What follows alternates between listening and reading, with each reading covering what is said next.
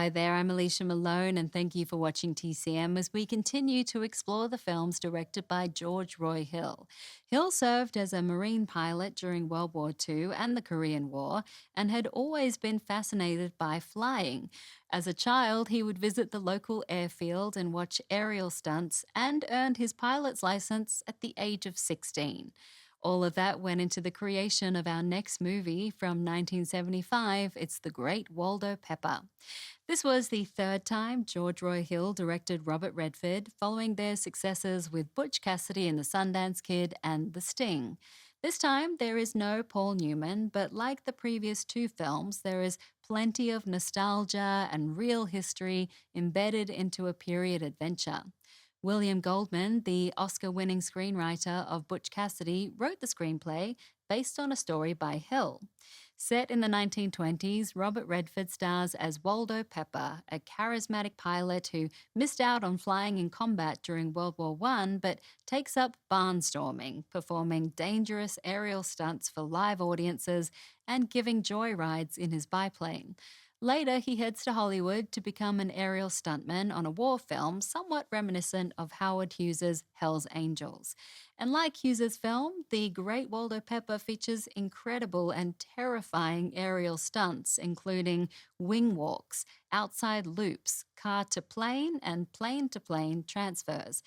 If you're squeamish about heights and flying, like me, you'll find yourself covering your eyes several times, especially during one shocking moment. You'll see what I mean.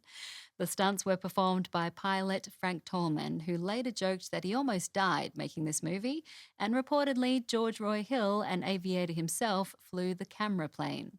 Let's get started with cinematography by Robert Surtees and starring Susan Sarandon. This is the TCM premiere of The Great Waldo Pepper.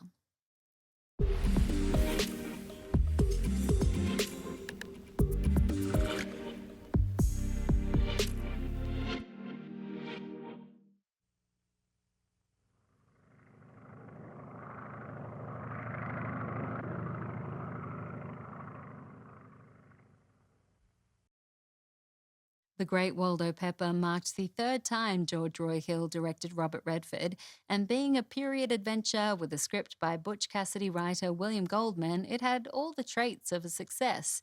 But surprisingly, this film flopped at the box office, with audiences not rushing out to see Hill's examination of the American hero, despite the immense on-screen charisma of Redford. Not to mention the inclusion of Susan Sarandon and the horrific fate of her character. The Great Waldo Pepper was released the same year as the Rocky Horror Picture Show, which also wasn't a success, at least not initially. But this was the year of Jaws, which dominated the box office, and Redford would have a hit later that year with 3 Days of the Condor, directed by Sidney Pollack. I'll be back next Tuesday with more movies directed by George Roy Hill, but in the meantime, keep watching TCM. Next up is a comedic mystery from 1941 starring Red Skelton and Eve Arden. Enjoy, and I'll see you soon. Next on TCM, Whistling in the Dark, then Whistling in Dixie, and later Whistling in Brooklyn. Wet your whistle with more TCM tonight.